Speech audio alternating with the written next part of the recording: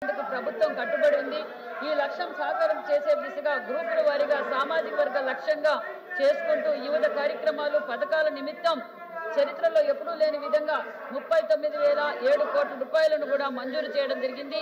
వివిధ ఇతర విషయాల పాటు ప్రస్తుత 24-25 ఆర్థిక సంవత్సరంలో ఆంధ్రప్రదేశ్ వెనుకబడిన తరగతుల సహకార ఆర్థిక సంస్థ కోసం పథకాలు అమలు చేస్తున్నాం.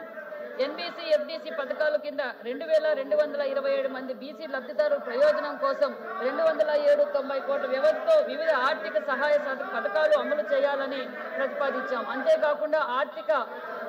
అంతేకాక ఆర్థిక సహకార పథకాల నిమిత్తం బీసీ కార్పొరేషన్లు ఏబి, డి మరియు బి కింద పథకం కింద ప్రభుత్వం 896 కోట్లు కేటాయించడం జరిగింది. బ్యాంకుల నుండి మరో 896.86 కోట్ల రూపాయలు జత చేస్తూ ఈ మొత్తాన్ని 1793.72 కోట్లు నిర్ధారించడమైంది. దీనికి రాష్ట్రంలో 89,686 మంది బీసీ లబ్ధిదారు రుణాలు అందించడానికి వినియోగపడుతుంది.